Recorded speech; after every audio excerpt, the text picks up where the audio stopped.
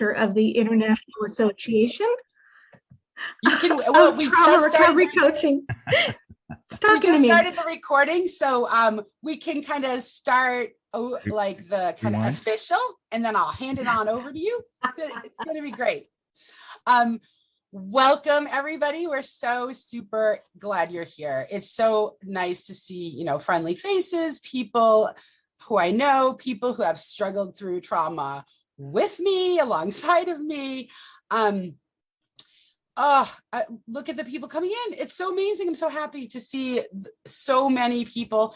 And we kind of, at the very last minute, we're thinking like, we need to make space for reflection, and didn't get the ad out, you know, weeks in advance, but I can't even believe how many people have been interested in this topic, without a lot of, you know, hedging my bets of getting people here. Although I did, there's plenty of people in this audience that are ready to speak. One of the things about trauma is it's so, it impacts everything that you do when you're in trauma, and kind of taking the year to, actually it's been a couple years now, to take deeper dives into specific traumas has been incredible learning and incredibly painful, to be honest. There's so much that I've learned. There's so much that many of us have learned. And it's great to take a minute to just kind of stop and think about that learning. So welcome everybody. Many of you have been to Trauma Training Tuesdays before. If you haven't, we're so glad you're here. You can probably tell by the title that this could be content that's really triggering for people. When you're, we have so many similarities in trauma experiences and differences. So as you're hearing people talk, things will resonate for you, or things might make you angry or sad or bring up unexpected feelings. And so we just like to put that out there at the jump.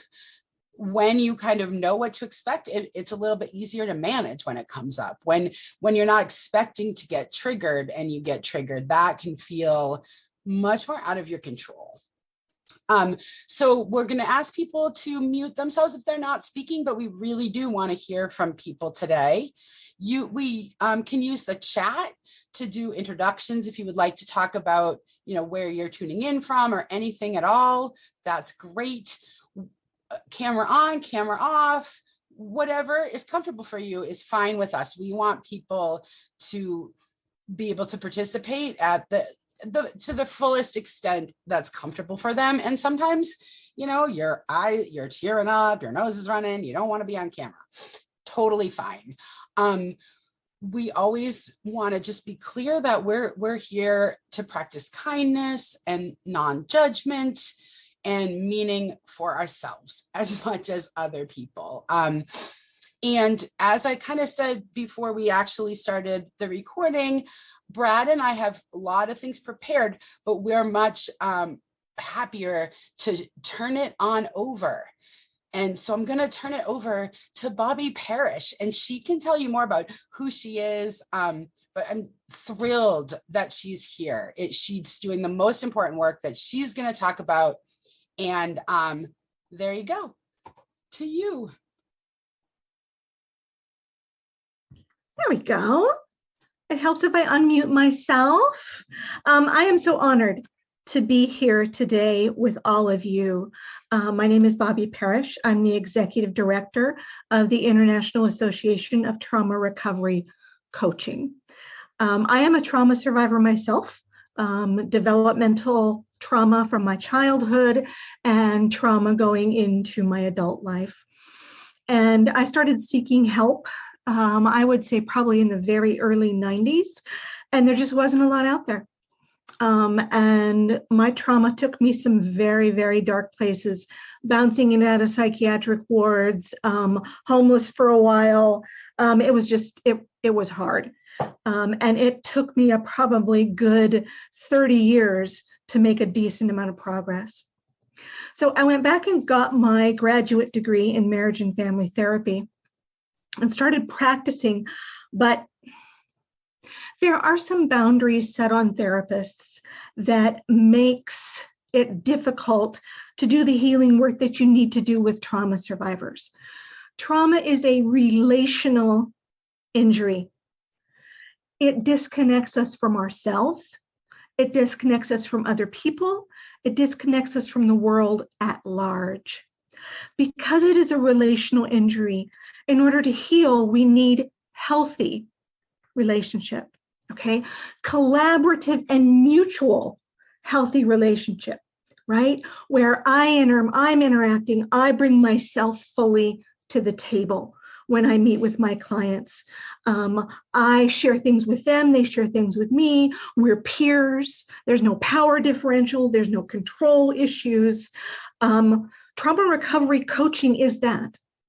I could not do in the role of a therapist, at least at that particular time, what I do now as a trauma recovery coach. My superpower is relationship. Because when I can build a relationship with my clients, it helps them to then be able to rebuild a relationship with themselves. And when they can rebuild a relationship with themselves, they can then go out in the world and build a relationship with other people. There is a gentleman, his name is Gershon Kaufman, and he talks a lot about shame, and he developed the concept of the interpersonal bridge, right? Which is my relationship to other people. And he talks specifically about shame. And if you've dealt with trauma, you know shame. They are very well connected with each other. That when we experience shame, it breaks our interpersonal bridge, which means we have lost the capacity to connect with other human beings. But I can't heal my trauma unless I can connect.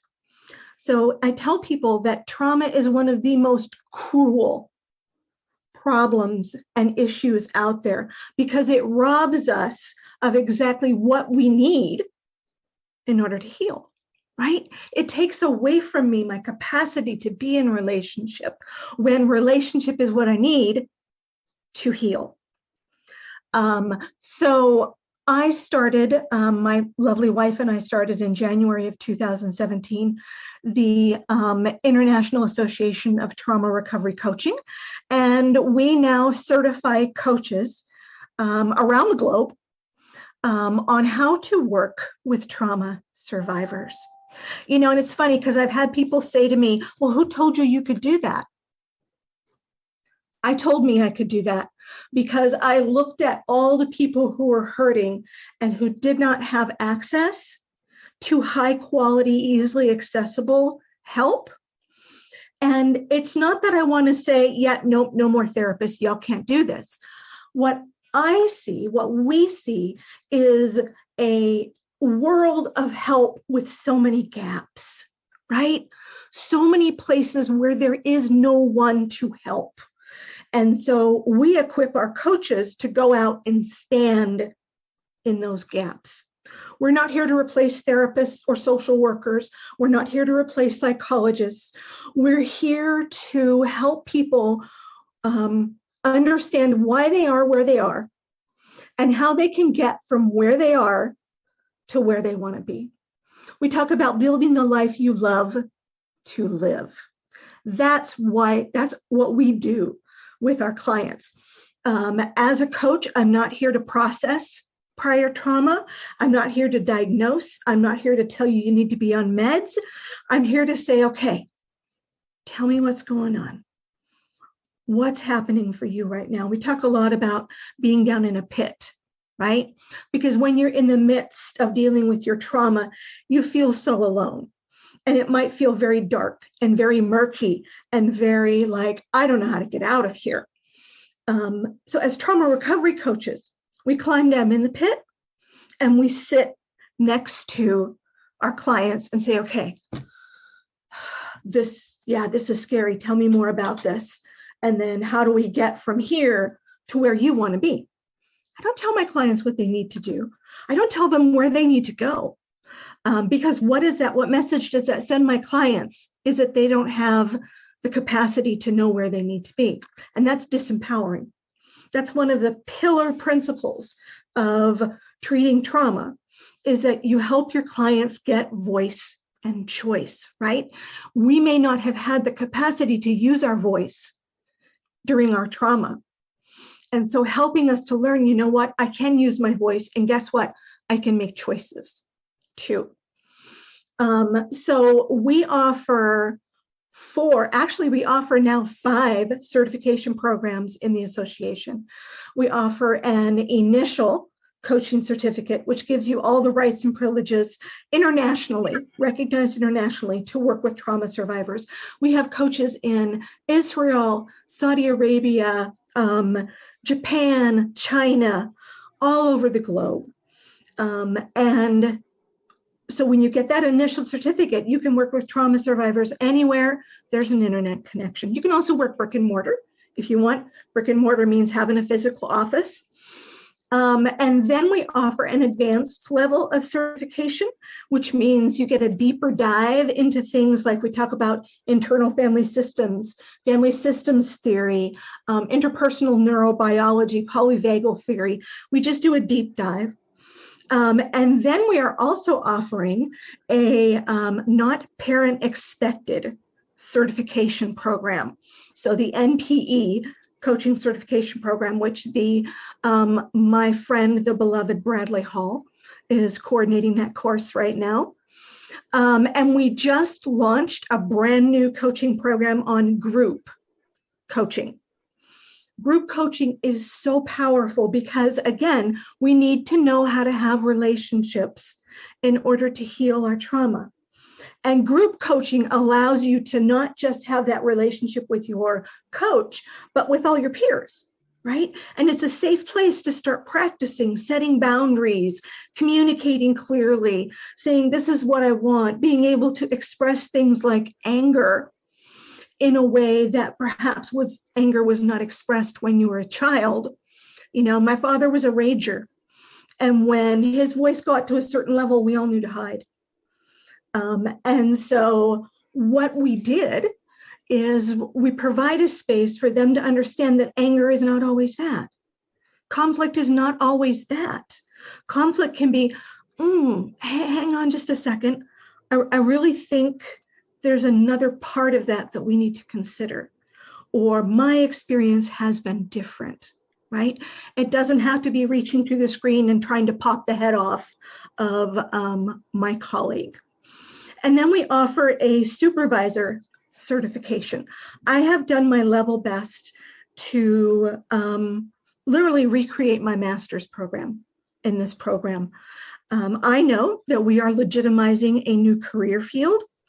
And so we have everything is as clearly related to any other type of licensed trauma recovery specialist. You know, we have reading, we have tests. Yep, we have tests. We have homework. We have supervision groups, you know, all the things. We have a code of ethics. We have guiding principles, you know, all the things that when I went through my master's program that we had and more, right? So the supervisor position is incredibly important within the association. And again, Bradley Hall is one of our supervisors.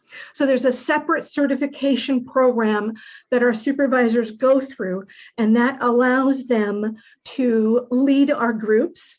We have group supervision, we have practice groups for our coaches, and all of those are led by supervisors as our students are learning skills and doing case consults and things like that. And then they're working one-to-one. You know, once our coaches get credentialed, they still need supervision because they're learning. Just like when I got my master's degree, Amy, I can only imagine when you got your grad degrees, you had to have supervision as well. So I invite all of you to consider if this is something that might fit into your thoughts, ideas, considerations about working with trauma. Where is Ms. Paulette Bethel? She has also gone through our program. And earned her certification. She's also gone through she's one of our supervisor candidates. Trauma recovery coaching can change the world. Y'all, we can change the world and make trauma healing help accessible to anywhere anyone has an internet connection. Yes, absolutely. You can look up any information to it. You can go to my website, which is bobbilparish.com or thetraumarecoverycoach.com. You can also email.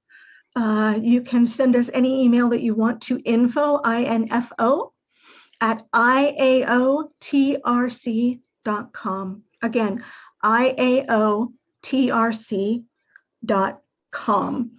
That stands for the International Association of Trauma Recovery Coaching. I really wanted to choose a different acronym, y'all, but somebody else took all the good ones. So we're left with IAOTRC, and you just have to learn how to rattle it off. Thank you so much for what you are for amazing already. So it rang so true. Yeah, I am a licensed clinical social worker and a social work educator, and trauma coursework is optional.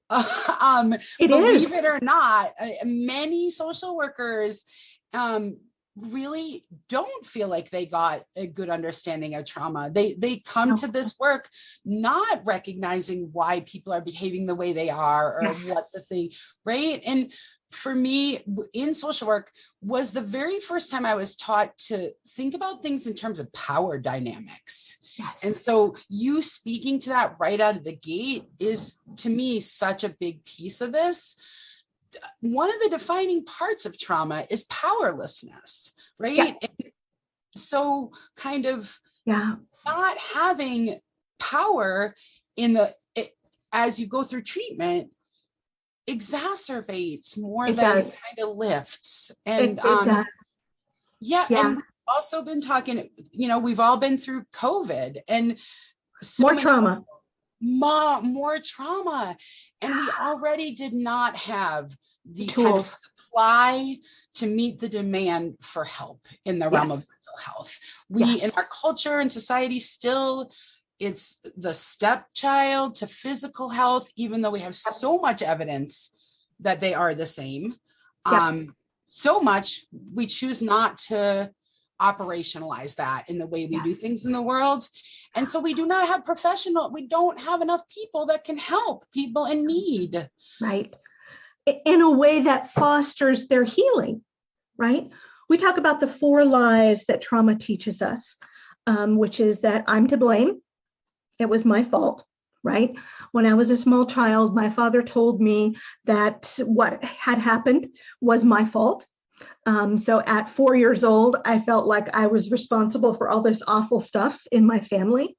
So I'm to blame. I should be ashamed of myself, right? Because I did this to my family, I should be ashamed of myself. I'm powerless, right? I cannot fight against this. I can't run away from it.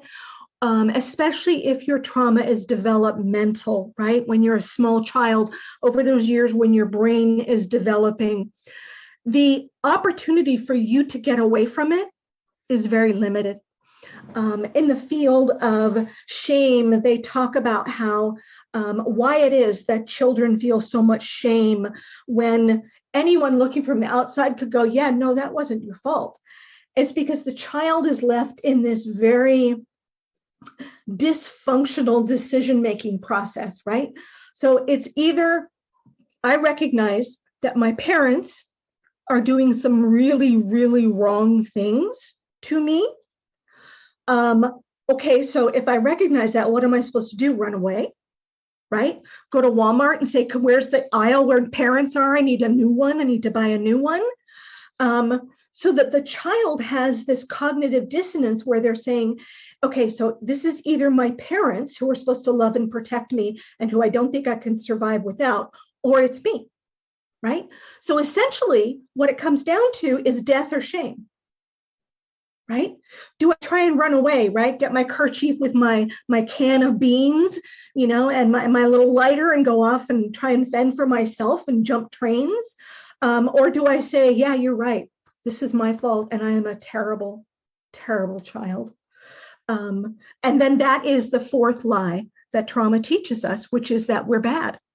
And when you believe that you're powerless and you believe that you're bad, it is very, very, very hard to do any kind of healing work with trauma because we don't think we deserve healing, right? And not only that, even if I thought I deserved healing, how was it going to make it happen because I don't have any power, right? It's that concept of learned helplessness.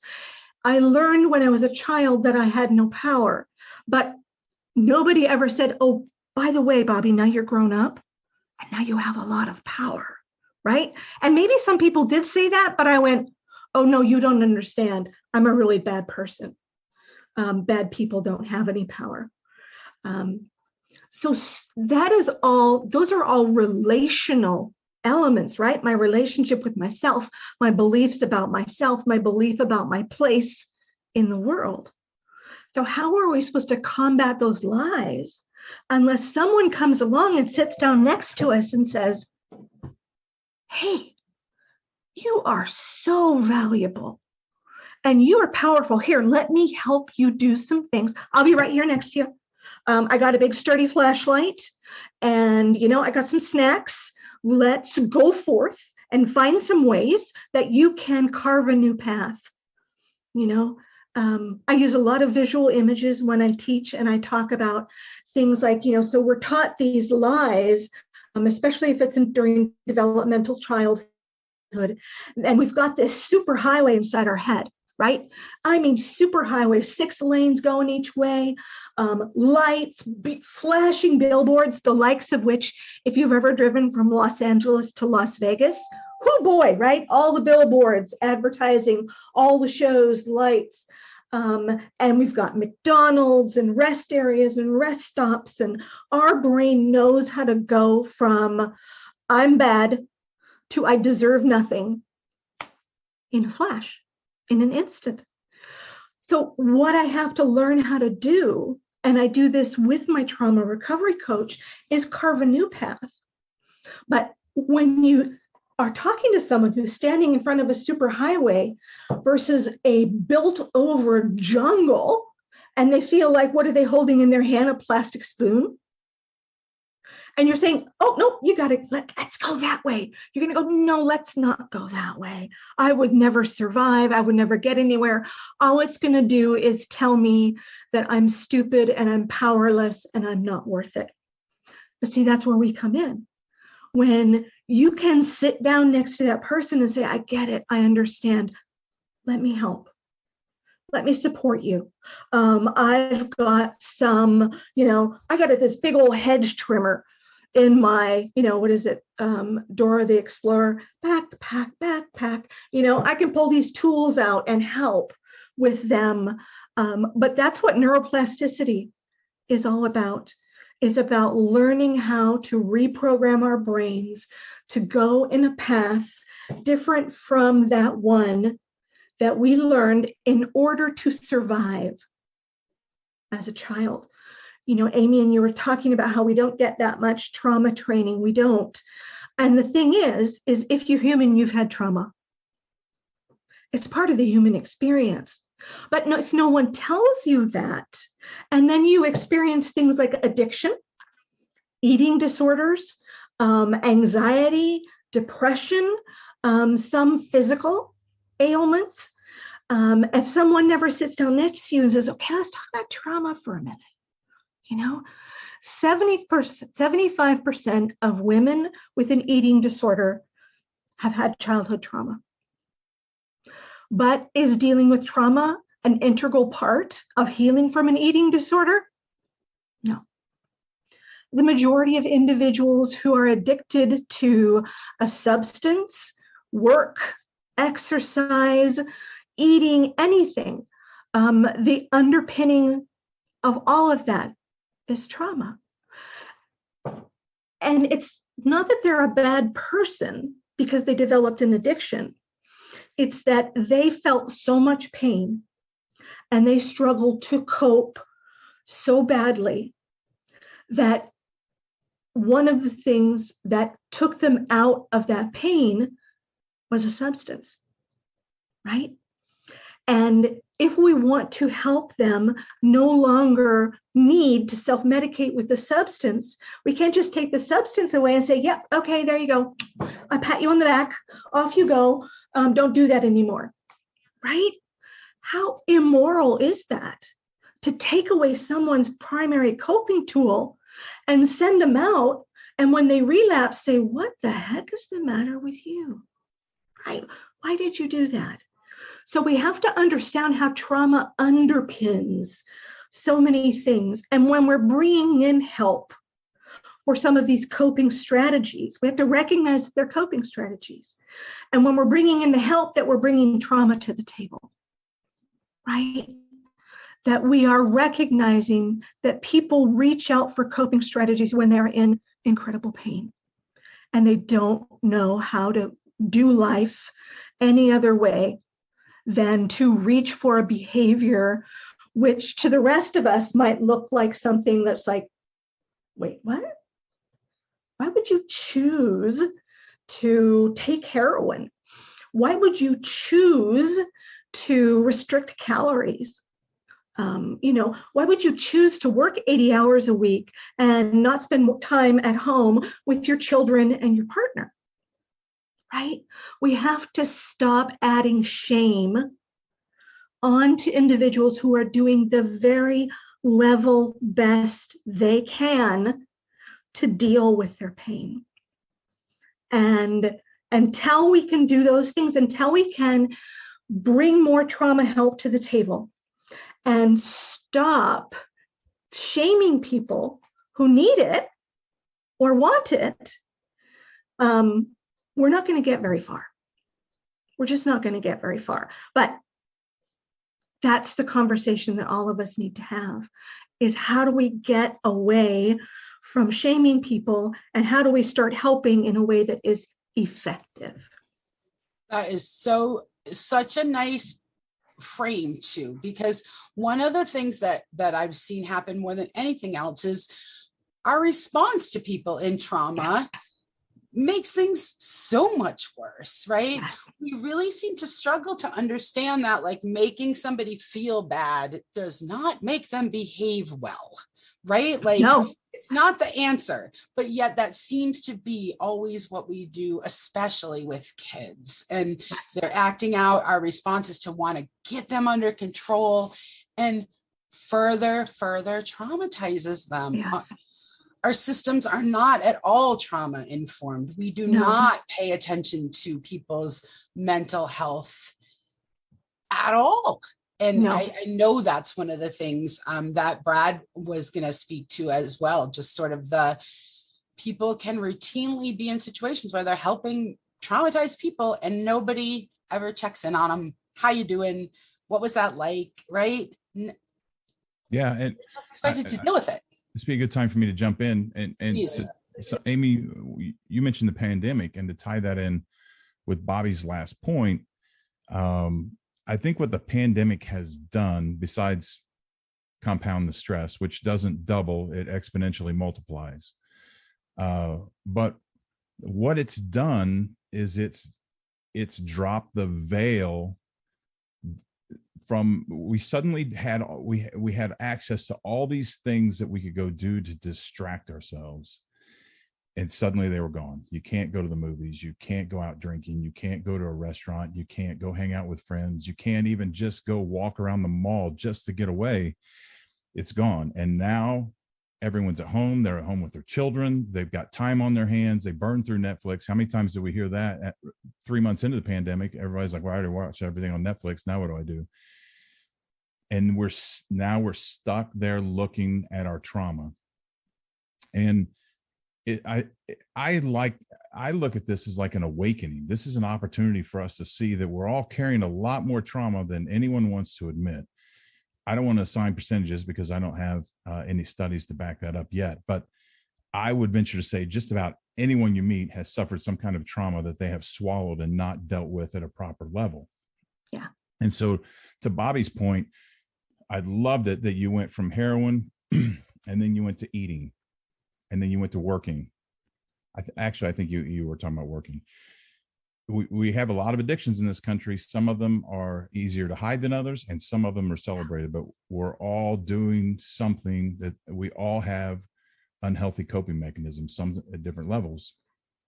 And I think it's important to start having this conversation, because to go back to your point, Amy, the reason we cause harm and trauma is because people are reflecting our trauma back to us and we don't like it.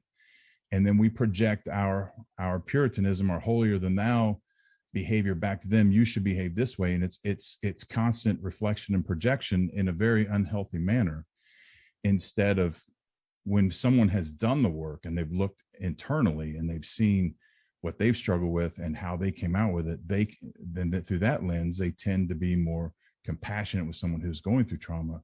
But someone who hasn't doesn't have that ability and have that lens. And until we start having this conversation all the time with adults, and then start having it with kids and middle school kids, and we start teaching kids to deal with their trauma and internally reflect and start dealing with these things in a healthy manner, I don't see anything changing.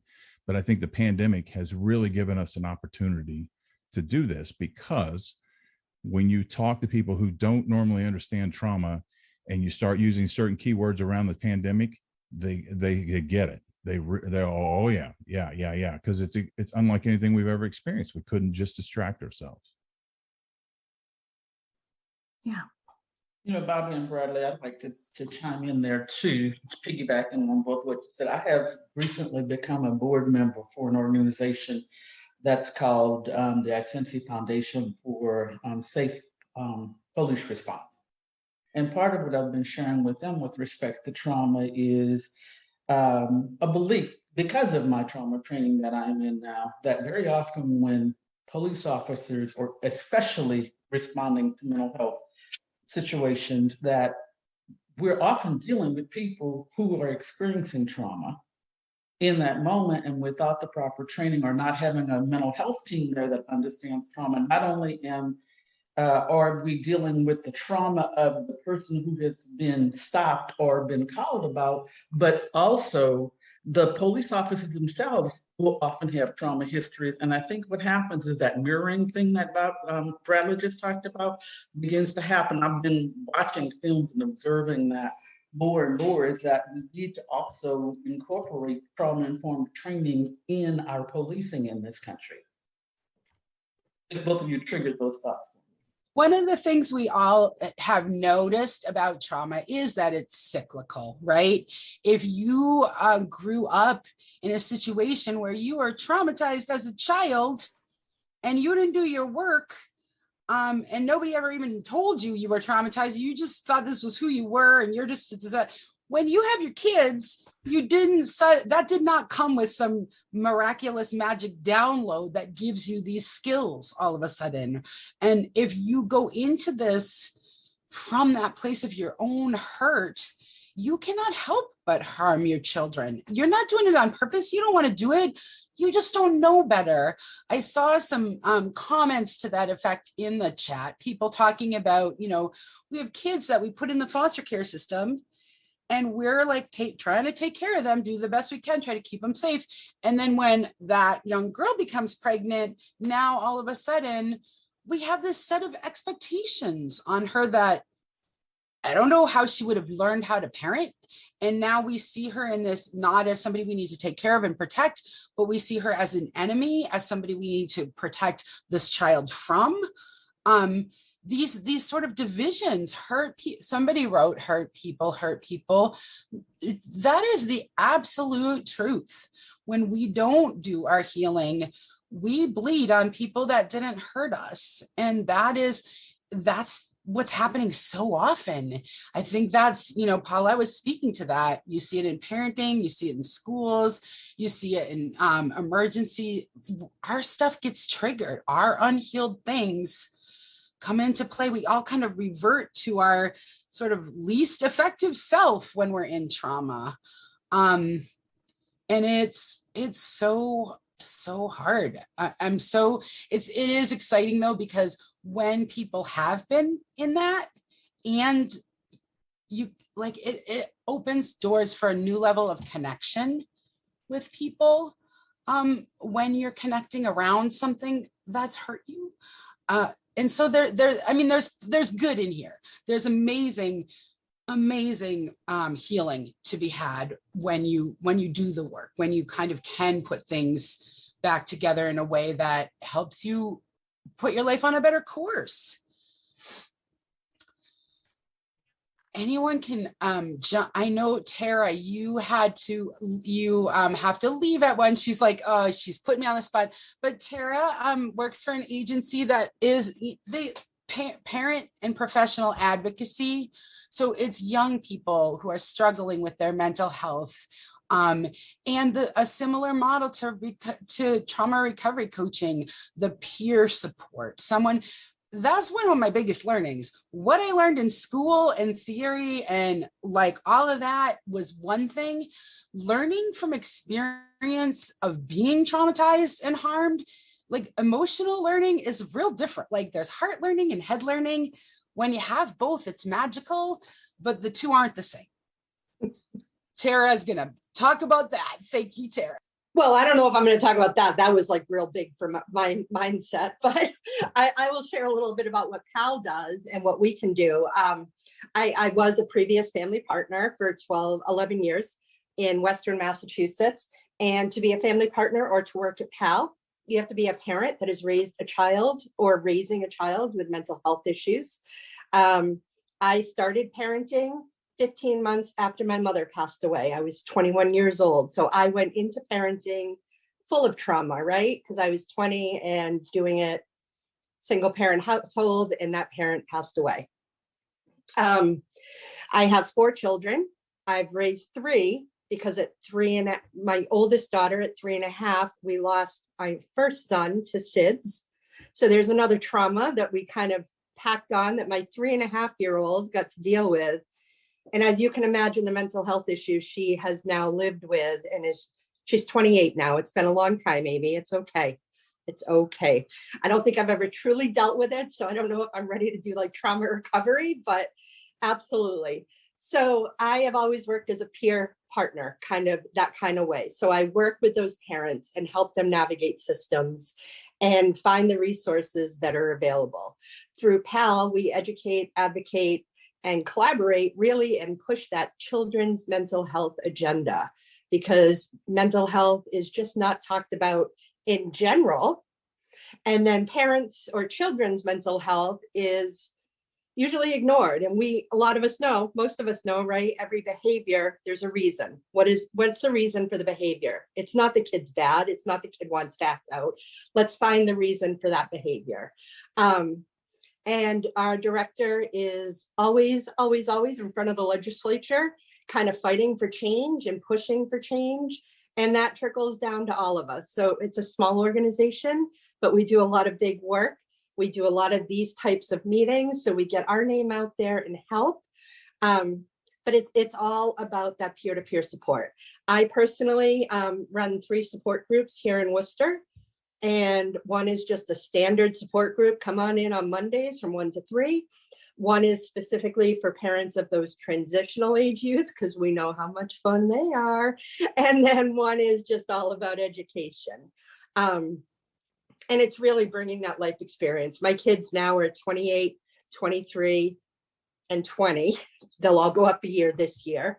It's been one hell of a ride. My 28-year-old luckily lives independently, but with severe mental health issues. And my younger one, PTSD and all that fun stuff. We, in and out of the hospital with that suicidal ideation, but we've kept her from self-harming and we've kept her alive for the last 7 years. And she's about to graduate and be a middle school English teacher because she wants to reach those kids that were just like her. And my youngest is finding himself at 20, and that's okay. He will figure it out, smart kid, has his own stuff, but doesn't like to admit it because that macho man stuff that happens. I came to PAL back in May because I moved from Western Mass to Central Mass. It's a phenomenal organization. I love what we do. I love connecting people. And I am really all about fighting this system because the system is so broken. I can say that freely, right? Everybody knows the system is so broken. There's not enough services out there. There's not enough good services out there. But I really will talk to any parent and connect them to whatever I can get them to. But my support groups are always open. Amy, is there anything else you wanted me to add?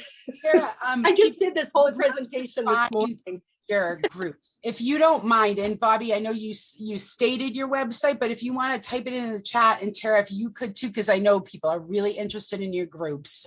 Yeah, and just let me just throw in too, if you go, I will put the website up there. If you go to the website, we are really working on blasting things out on the website. We are offering so many trainings. We have a transitional training coming up next week. We do crisis training. We do juvenile justice training. I mean, we just are like kind of tapped in all over the place. So the website is the best place to be updated. And then I will also just kind of pop in my own email address if anyone has specific questions. Thank you so much. Absolutely. I love it. You kind of said it, but I wanted to highlight, you kind of talked about your experience in parenting and that you already had a 3.5-year-old. One of the things that we have learned that we really did not get before is whatever happened to you affects you, even if you don't remember it, even if you were an infant, even if you were too young to sort of incorporate that doesn't mean it. There was conventional wisdom for so long. Oh, he won't remember it. So it doesn't matter that they just lived through this horrible thing, but they were in the crib. They can't remember. She remembers it, Amy. She remembers it very clearly. Yeah. And I think it can be, this Bessel van der Kolk's work, the body keeps the score. Like the memory might not be in paragraphs and stories. It might be much more in sensations and feelings and kind of harder to get your hands around, but it's there. It's there. So thank you for sharing. And I know that's one of the things I think Brad and I both have found, and we hope to get to, is to talk about how much groups, to me, groups are the magic spot. I really feel like. But I said it to you this morning, Amy, if I can just jump in really quick. Yeah. I feel like a lot of people hear the word groups or support groups and they get turned off right away. I just started these like a few months ago because I am new to the organization. And I'm really struggling to get people there. And I know people are zoomed out right now. I know all this other stuff. I fully agree. I think groups are great in sharing stories and knowing there's other people out there like you. Maybe not the exact same thing, but struggling. It's not easy. And mental health is not easy. It changes on a dime. There's no one pill you give, right? When my kid was stable, she was on 7 meds. Now she's 28 and she takes 0.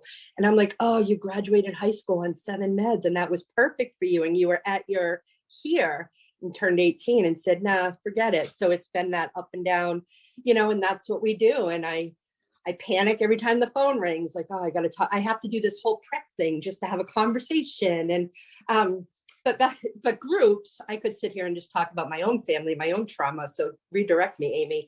But groups, I think there's that like kind of stigma that goes with that group piece. And it's how do you really get people? I talk on the phone with these families. They're so connected. And I say, oh, just come in and hop in. And that's where you just lose them completely. It is hard. But I think the piece that you just said, when you're when you're running a group and you're sharing, and we know that you get it, we know you've walked in those shoes, we know you're coming to this group not to judge us, but because you're right there, as Bobbi had said earlier, the kind of sitting in the dark with us, sitting in the pain with us.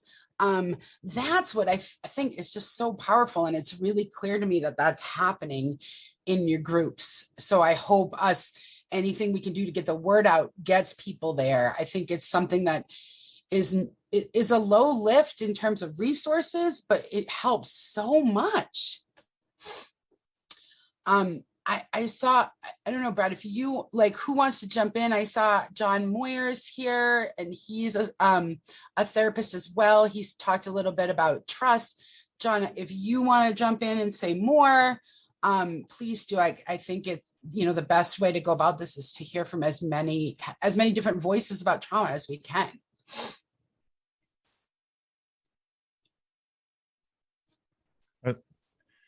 I waited for a second to see if anyone was going to jump in, but I want to tag in on the end of the groups thing. And I think, Amy, you and I have talked about this a lot. There's a reason 12-step programs work. And there's a lot of value in the 12-step program, but the biggest one that applies to what we're talking about is the advocacy.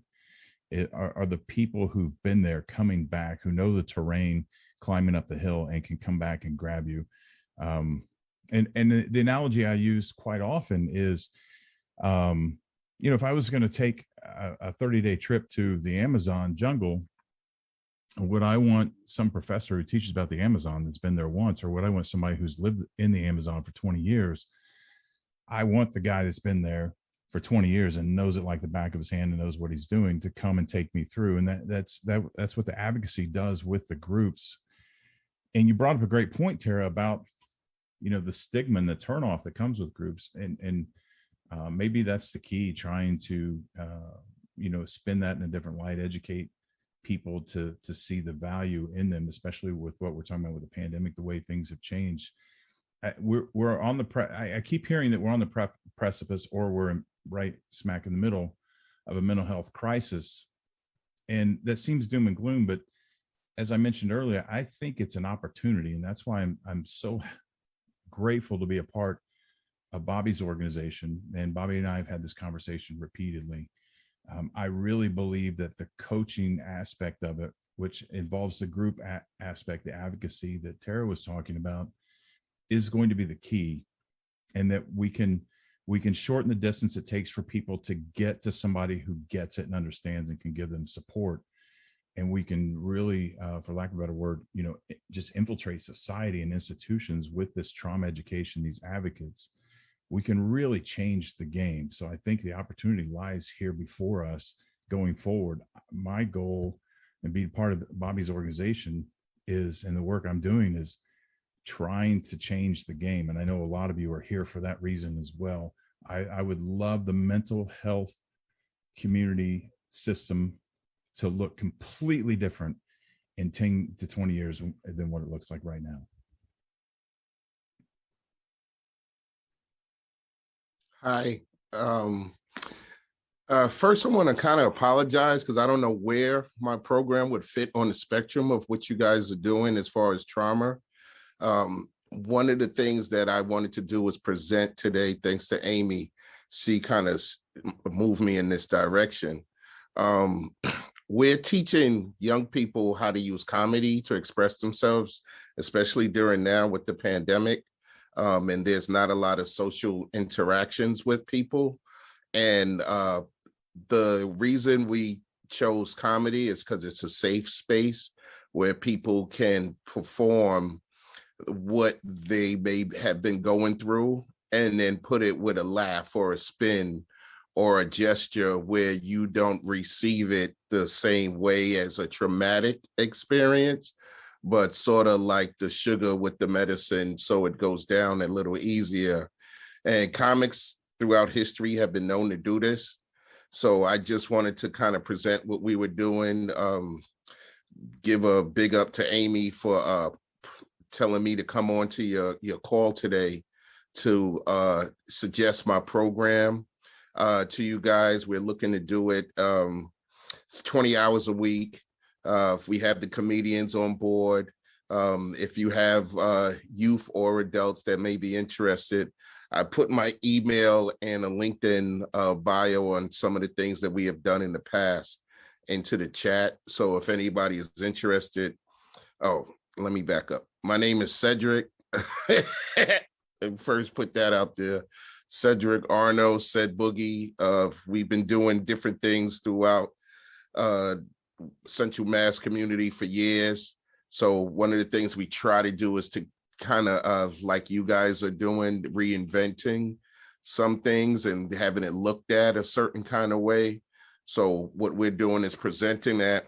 Hopefully some of you may be interested enough to send an email and then we could talk further. If we have a budget, we put things together, we write grants.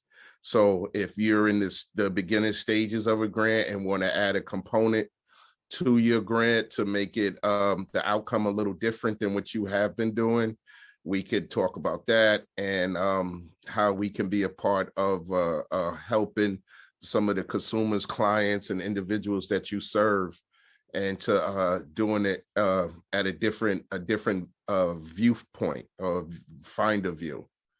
So that's it. Thank you.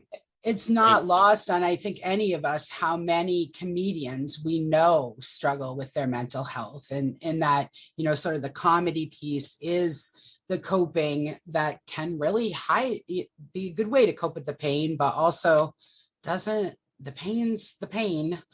Dorothy, you have your hand up. Would you jump on in? We're glad to have you here. Oh, I'm sorry. I was writing down the websites that I can prefer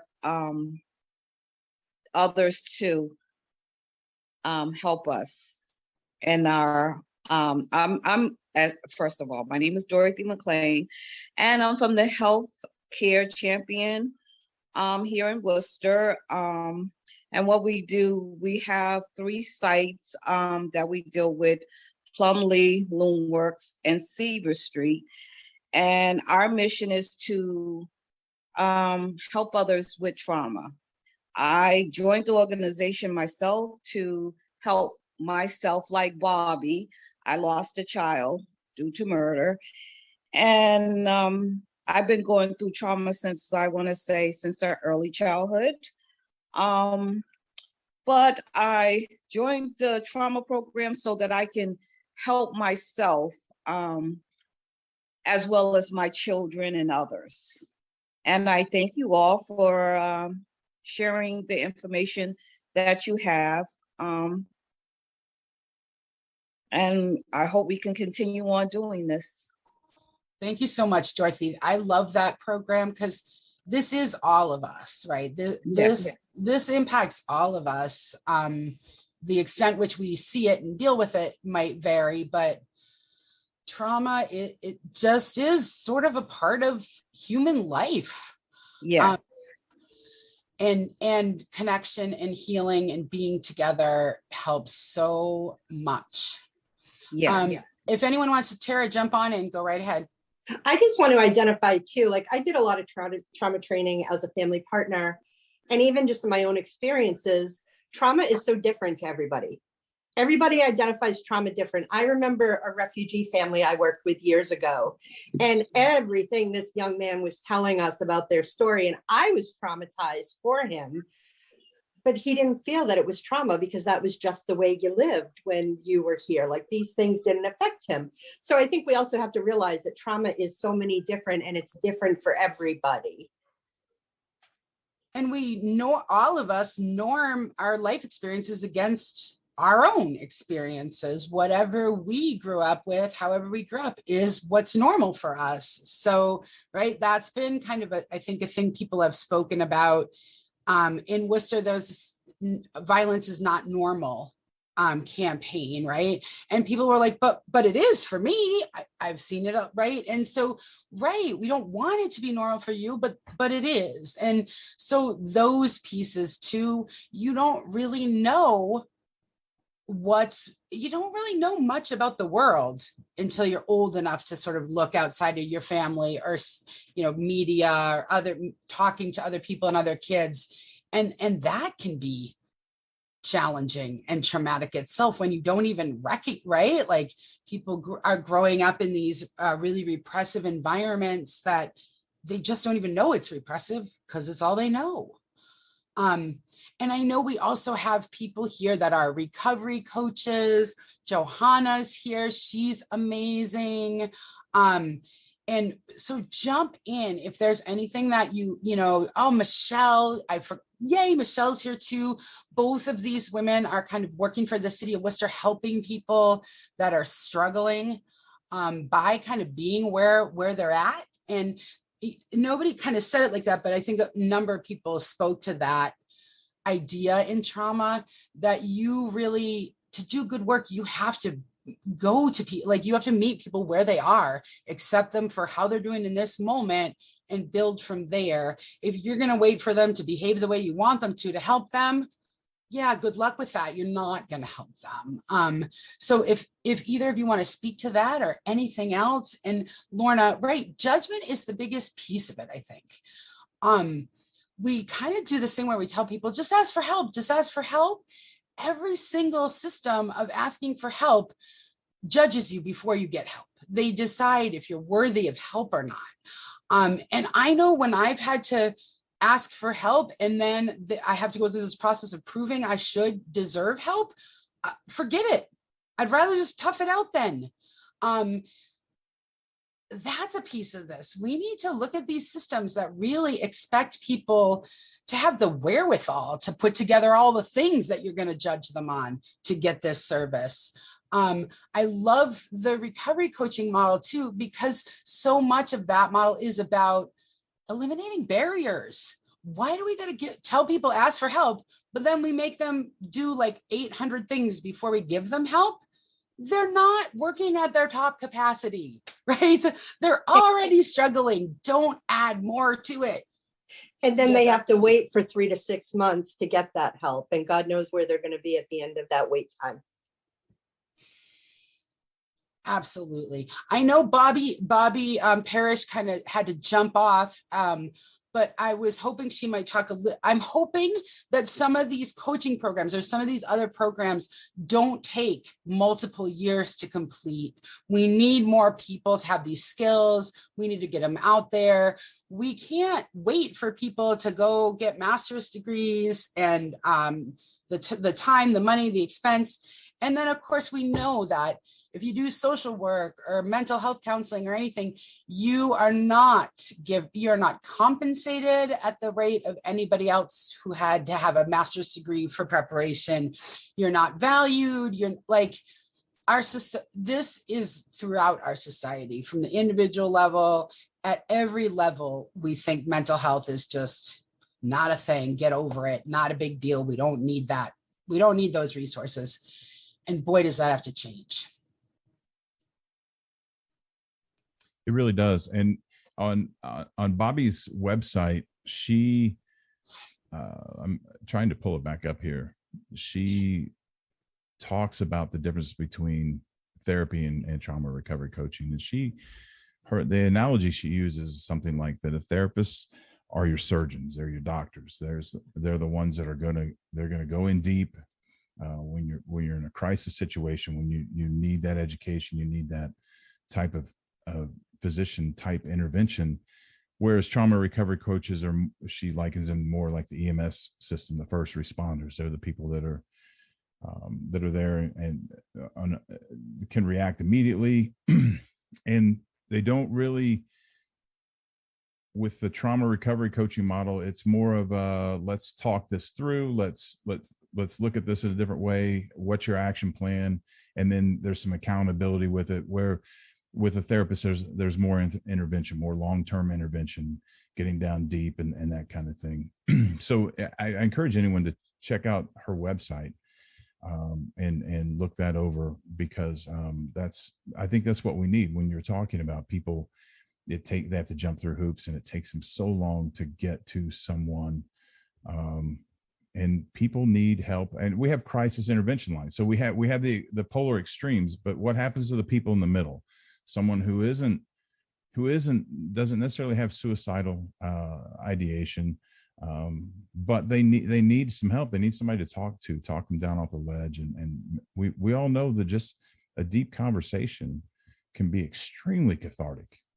Just getting out. So what I love about what Cedric's doing, because expression is the point, right? Whether you have a conversation with a coach or a therapist, or you journal, or you write stories, or you tell jokes, you give speeches, whatever the case may be, it's getting it out that is part of that healing process. So Cedric, I absolutely love what you're doing. And I hadn't heard anyone doing that. And I don't know if they are or not, but I think it's amazing. Thank you. Hopefully people can get involved with what we're doing and they can be the first in their area of doing it, because we're just trying to do it as much as possible. The idea came out of the pandemic, and that I do different things like showcases Black History Month for different things. But now with the COVID, that audience, the young people that would come, they're not coming, but they're going through traumatic experiences because they're not doing what they used to be doing. And that's just from the entertainment side.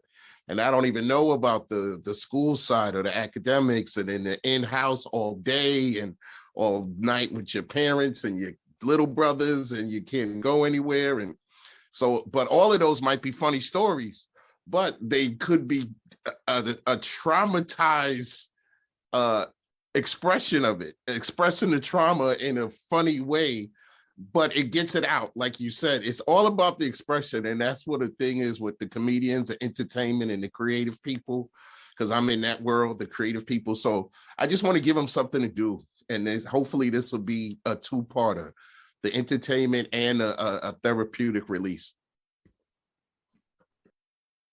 It's a good segue too. I also had hoped that maybe Troy or Irene or anyone involved in the No Evil Conversation series would be up for talking about that. As part of sort of dealing with the pandemic, we created groups, like 4 or 5 sessions for people to come together just to build relationships. Tara kind of spoke to it before. When people hear like group therapy, they can be really like, no thanks, don't want to do that. This is not group therapy, but it's groups, right? And so there's topics of conversation that don't have anything to necessarily do with your personal trauma. But as you're in group, learning about people and relating to them, it's so healing, right? We know that trauma impacts our ability to connect with other people. Bobbi said that so nicely about how much it disconnects us. And that's been my experience with trauma is you like, it compounds. You feel terrible about yourself. You're not responsive to people that care about you, even though you want to be, you just can't manage it. And then you feel guilty about that and more shame. And these things can really just serve to marginalize you more and more and make you just feel like, I'm not going to, like, if I just don't have to ever deal with any people, then that'll make my life better. That's the exact wrong thing, but it's our default when we're in this space. Yeah, connection, right? That has been for many of us, being in groups together where we can talk and relate. And I know for me, hearing other people, I have a much harder time having empathy for myself than for other people. But when I hear other people's stories and I think, oh my gosh, that's horrible that happened to them, it will allow me to have more kind of understanding and empathy for myself. I see Troy posted that he's not in position to be able to talk, but he posted the website to get involved in No Evil Conversations. Sort of one of the things I did, like for my own healing, was to be in groups that were around a shared trauma, in groups with people that had a similar trauma, and also in a group with people that weren't similar, like that didn't have things in common with me necessarily. And I think having both of those things was so valuable, to be in group with people. We have seen how divided our country has gotten, how much we can really live in worlds where we only talk to people that think like us, live like us, dress like us. And that marginalizes people even more. That adds to sort of the systemic level of disconnection. So things that undo that, I think, are really powerful. And yeah, John Moyer, if you any point you want to jump in, we would love to hear from you. I know you've been doing this work for decades as well and have lots of great insights. Irene is here too. If you want to talk, Irene, at all about any of the things that have helped you. I know you are another person who's experienced so much trauma and has learned so much from experiencing that trauma. So if anyone else wants to share their thoughts, it's always really powerful to hear how similar people's experiences are.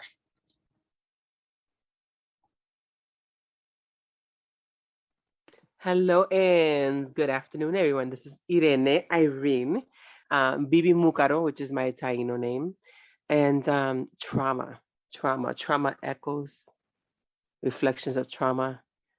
Whew, we can talk about that all day, and not just our own, right, but our generational trauma, our ancestors' trauma. I know we've had many conversations, many with many people, and Amy, we've talked about this extensively and how rooted these things are, and sometimes they show up in PTSD, and they shock the hell out of us, and we don't even know where this is coming from. And I've had many Lifetime movies, traumas, many. I can identify with many intersectionalities in different levels of trauma. Lots and lots of violence, lots of death, lots of despair. And there was always a spark, like a flame. And there was always something that says, man, this cannot be the only reason why I came into this world. It cannot just end here. And and there were some dark places in this trauma, very dark. All the men in my family were murdered. My father, my husband, his father, and just continuously, right? So we talk about trauma. We talk about where are the men in our family. We talk about domestic violence. We think about, damn, man, these men were brainwashed into believe this is the way that we behave. So their identity, when the systems of oppression and subjugation started, was ripped from them, and they were taught to believe in violence, in emotional violence, physical violence, in torture, right? In separating other families. When we talk about, it's just so many levels of being, right? And through it all, what I remember is that this was not it. This was not my identity.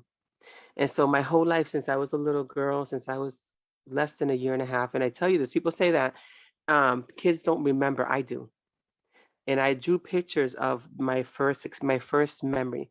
My first memory was I was less than a year and 5 months. The reason why I know is because my mother was pregnant with my sister.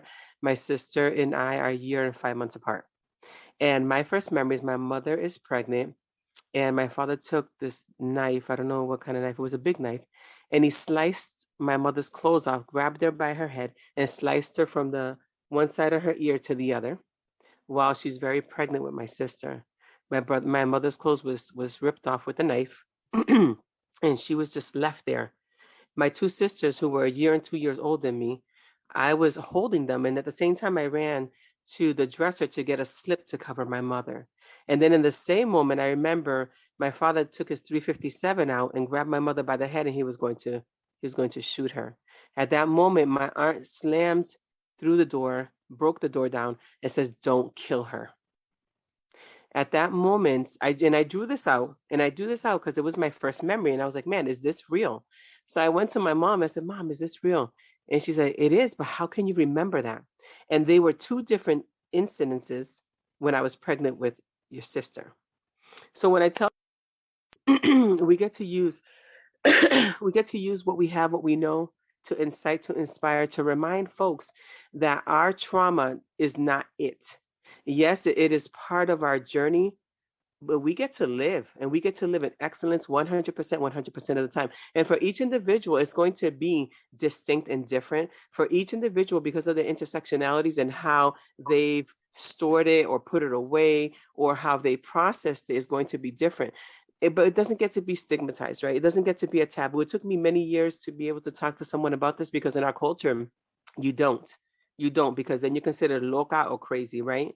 You don't, because then you're talking about all your family secrets that you just shut it down and leave it at home. You don't. So there's just many layers, and I love to incite. Listen, I worked in foster care for many years as a social worker and as a foster mother. And one of the biggest things I challenged was foster parents, not the parents, but the foster parents. Why? Because I seen the violence and the destructions in these homes, and we're sending our kids to these homes because their homes were not healthy or were not okay for them to stay in. And then they go through more trauma in these foster homes. And so I've spoken to many social workers, to many foster parents, and I did a lot of the trainings because we get to shift those dynamics, right?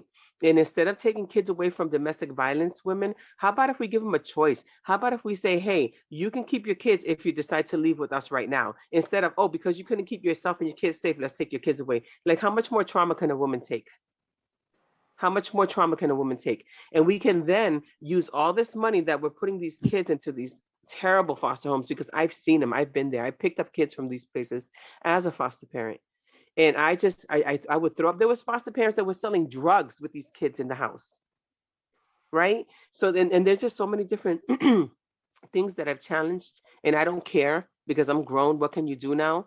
And so I get to be that voice, and I get to push and push and push and push and push and push and push until someone else grabs the torch, the cancel that someone else's torch is lit and they continue to push. And that's what we get to do at every system, so we can incite, interrupt, and disrupt what's not working. And one of my, I'll leave you with this because this is one of my fires. One of my fires, one of my fires is that Audre Lorde said, you cannot dismantle the master's house with the master's tools. Listen, the master built these institutions the way they did on purpose to keep us oppressed and subjugated. And I believe in my truth, and the truth of mankind is that we already have our innate tools to build the systems, the structures, the homes, the buildings, and everything in the villages that we want to create. So we get to do that. We get to not blame the systems, but we get to shift and create the systems that we want to see. And I'll leave you with that. And thank you so much. And we get to continue to do this work. I knew you would like really go there. Like that's my buddy. And I love that you also talked about generational trauma, right? We're barely scratching the surface of our understanding of how these things get passed down.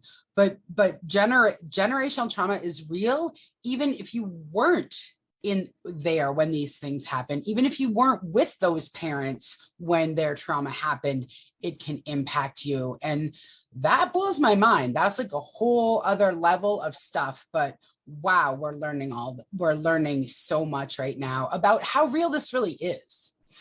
John, I'm glad to see you got your hand up and you're ready to go. Jump on in. Yeah, I'll just piggyback on the idea of intergenerational trauma, and that an individual may have nothing to do with what that is in the present moment. I personally advocate for studying history, specifically family history, which is much more accessible now through historical documents, through the internet. You can just create a much clearer picture of what the hell happened in your family 2, 3, even 4 generations back. And then you start to get this larger perspective.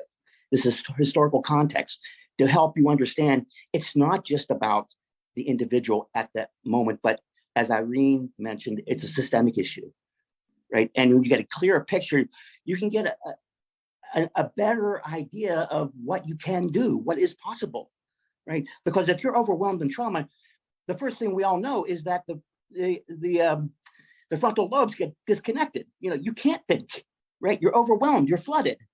You can't make good decisions. So you need to calm down. You need to have this sort of more civilized presence so that you can think, right? So that you can basically just think, which is something it's hard to do, right now because we're in this pandemic. So, I mean, that's why it's also very important to connect, right? To help people to sort of calm down, right? And say, okay, well, let's talk. Right, have a conversation. It's very difficult to do if you're overwhelmed and you're running around like a chicken with your head cut off, right? Right, you just can't, right? Gosh, there's so much more I could say, but I'm going to stop there and let somebody else talk. Thanks. So I'm going to jump in behind John. You notice when I agree with everything John said, more than I could probably emphasize in a short period of time. But you'll notice John, when he said relax, he took a huge deep breath when he said that. He paired that technique with the word relax. And that's one of the things I do. I teach mindfulness with my trauma recovery. I have integrated mindfulness with it. And just breathing is such a valuable tool to the trauma response. Just taking that deep breath, and trauma disrupts our breathing patterns, whether we hold our breath or it just changes our breathing patterns. And just taking a deep breath, a couple deep breaths, increasing the oxygen in the brain and getting the brain to let go and get the body to relax, and it clears our head, because we can't think in a trauma response. We really do need the body to relax and the brain to relax, and the oxygen flowing through the brains to kickstart that process, and not just be in a full-blown trauma response, figuring out how to get out of a situation. We eliminate most of our faculties when we're in that situation. We're just trying to solve the immediate problem, and we can't see any farther than what's right in front of us. So I just want to throw that in. That was beautiful. The other thing that I thought was really important about what Irene said was how much the systems are responsible for much of the trauma. I send it out all the time, but there's that library of all the trauma trainings we've done. One of my biggest learnings was how much the systems were intentionally designed to not help people, right? Like all of that screening is about finding people that we don't want to help, that we decide aren't worthy of our help. And that is so, I think that's just really messed up and really awful. She also, spoke of it without being like racism, sexism. This is trauma. We have been taught in our culture from day one that people have different value depending on things that have nothing to do with things they can control. We're valued differently for our race, for our gender, for our orientation, for our presentation, for our size, our shape, all of it. And that is traumatic. And that continues to perpetuate itself.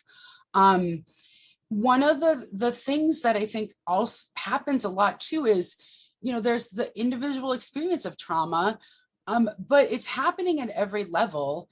And in a lot of ways, I think trauma is weaponized to keep us from coming together, to keep us from talking about what's going on. There's people in power benefit when we blame ourselves for the problems, right?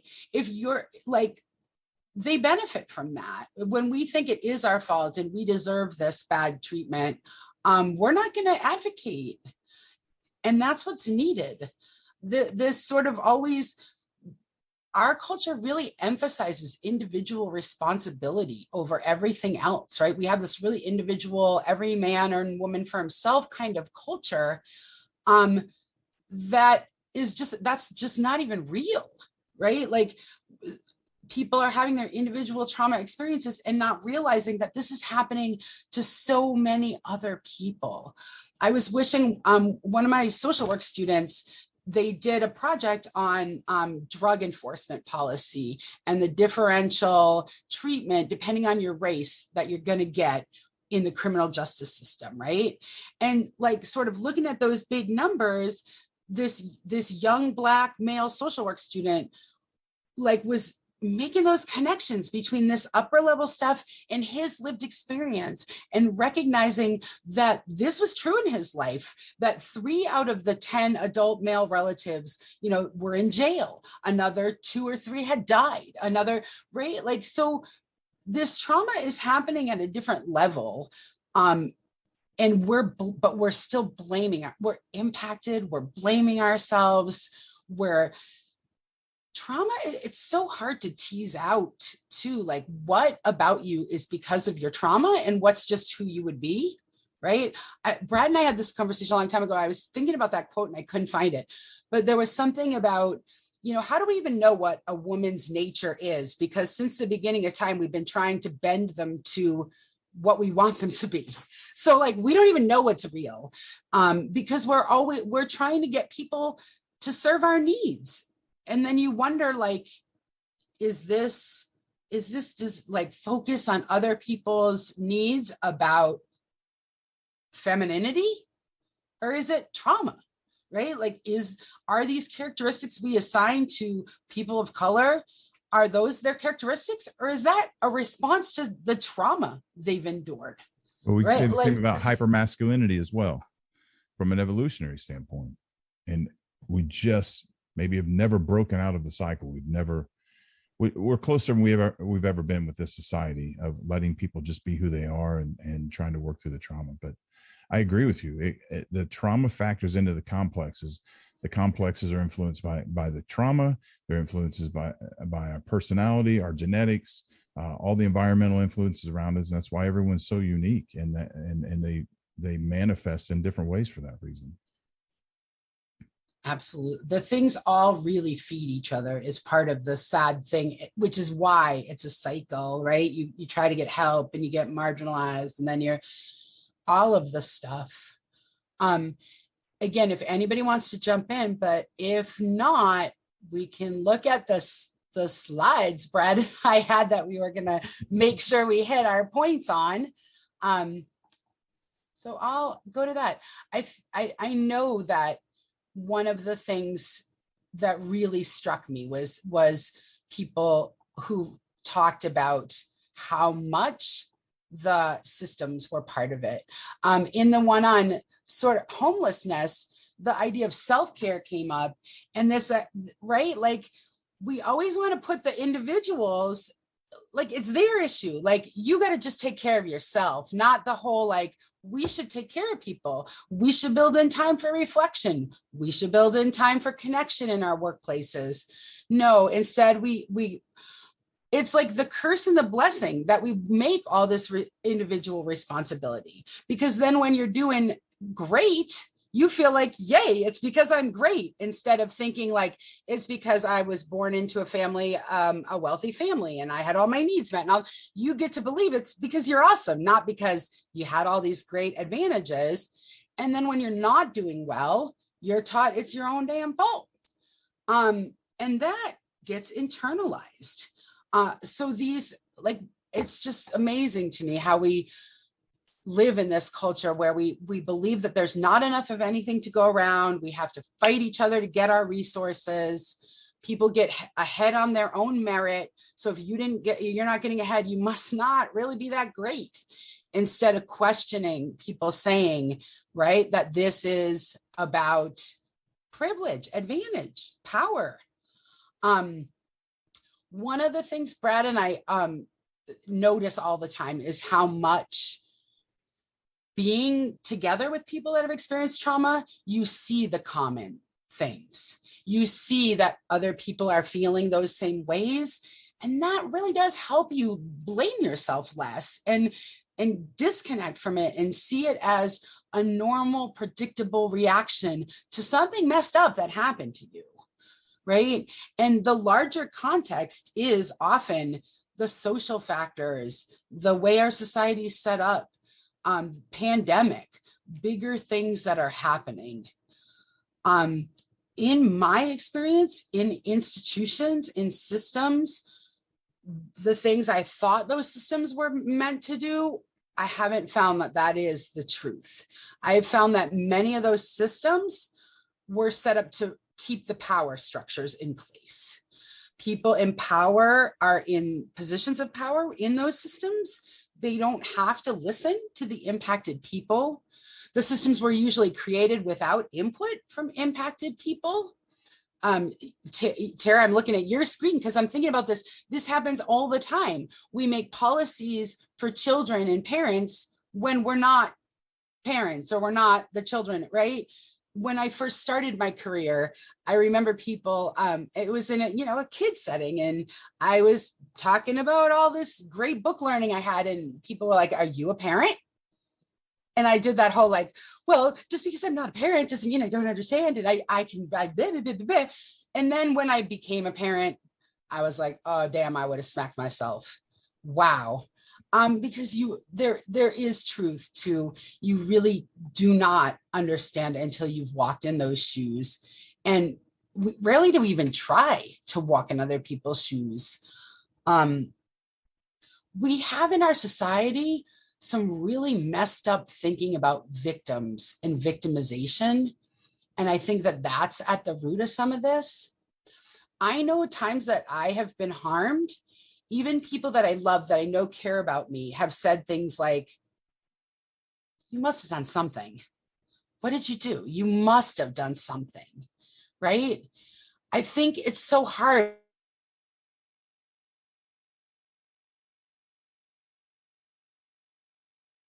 of us, and that we're not necessarily going to have control over it. That's a really hard concept to get your head around. It's much easier to think that victim must have done something and I'm not going to do that thing, so this won't happen to me. And that thinking is so harmful, so pervasive, but so harmful. It really disconnects us from empathy and understanding. And I saw John put a note in the chat about building resilience. Resilience happens when we're connected, when we feel like we have people. There's nothing more powerful than knowing that there's people that care about you. You can endure a lot of messed up things if you're there with other people. But one of the things that happens so often is we invalidate people's experiences. We tell them, no, that didn't really happen to you. That's not what was going on. That's not how you see it.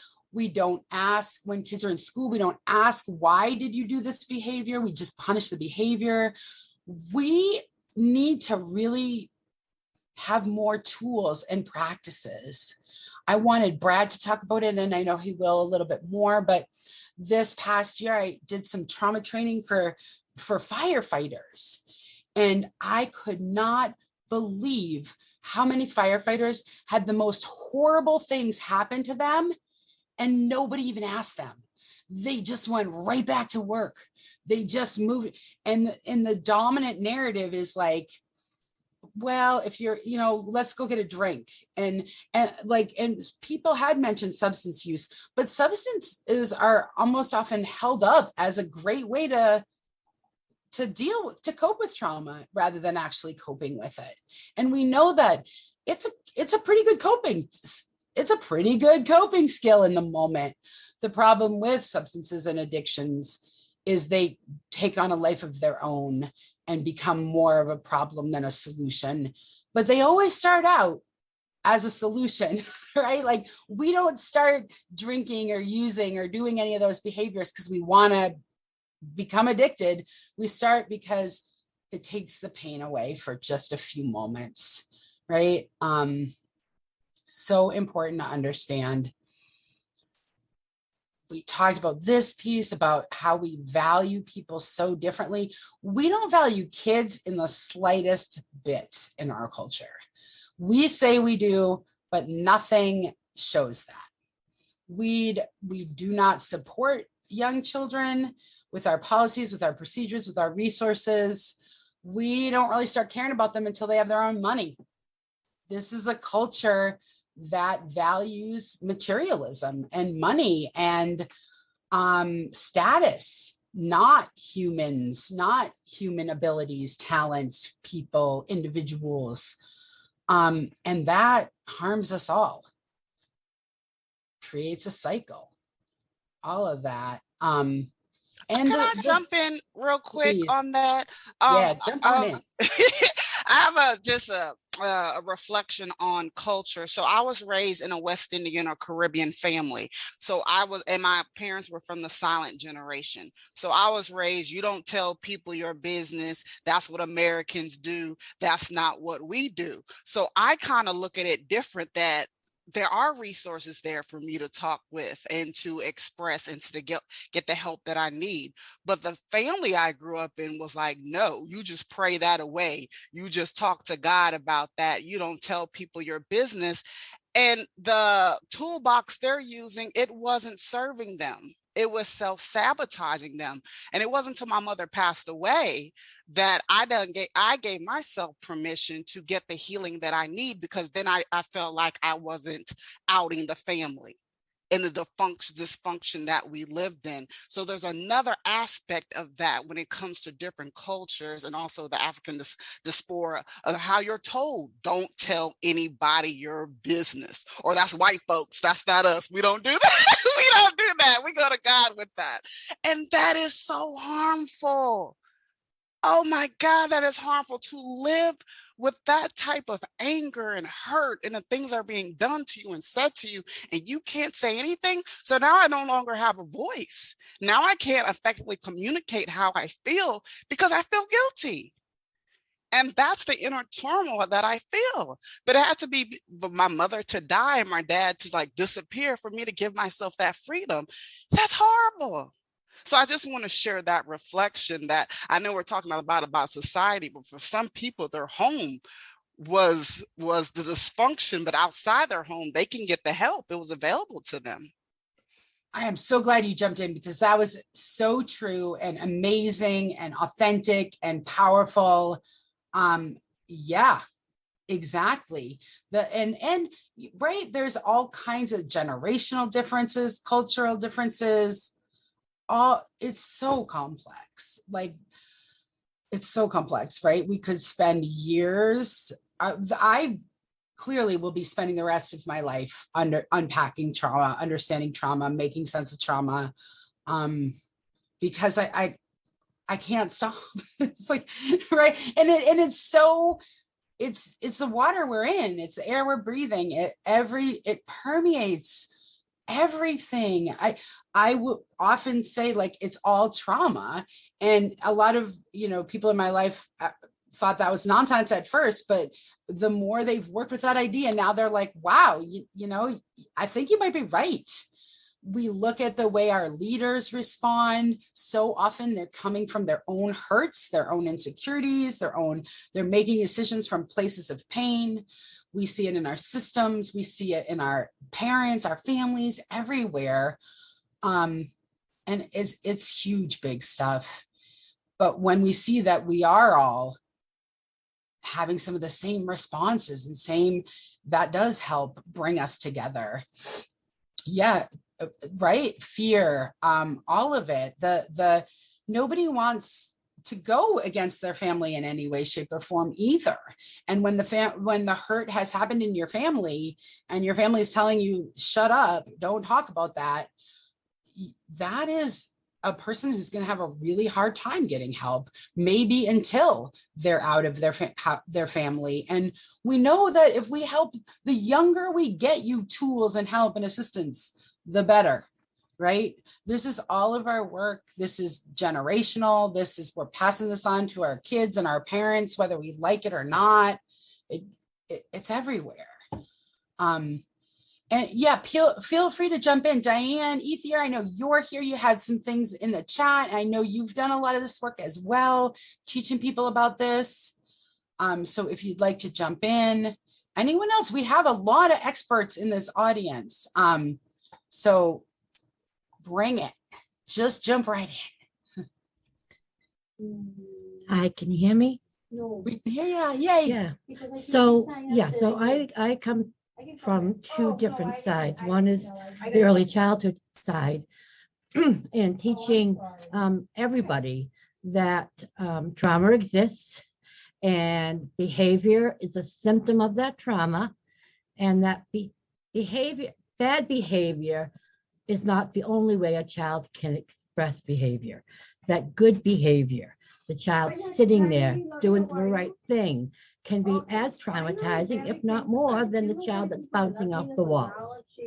So that's the first thing. The second thing is I've been a foster parent for many, many years. And I really think that a lot of foster parents go in with very good intentions. But then they get this child that they clearly can't parent the same way they parent their own kids. And they can't see the value of parenting them differently. So they want to blame the child rather than look at how to parent them differently. And then this poor kid is bounced from home to home to home, which just exasperates the trauma. I know as a foster parent that a lot of the social workers don't have any knowledge about trauma. So I just feel like if we can get the people that work with the very young kids aware of what trauma is, and make them, I don't know, see the value of it. Like I said before, if you're in the healthcare, you do universal precautions. You will put your gloves on, you'll put your mask on, you'll do whatever you need to do to keep yourself safe from health. But why don't we do that when it comes to mental health? Why don't we just go in and assume that everybody has trauma, and the way they're behaving is a symptom of that trauma and not just to piss us off? So that's all. I know I am like, trauma is my thing. I think trauma can fix the world. Trauma training can fix the world. Thank you. That was great. Thank you. Anyone else want to kind of jump in with thoughts, reflections, things they had wanted to talk about? Yeah, just jump in. It's Kelsey.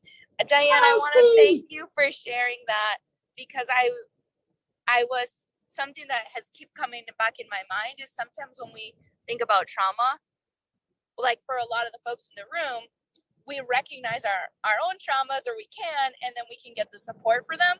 But for so many people, and especially something I'm working through in my family right now, is folks that have perpetuated harm because of their trauma.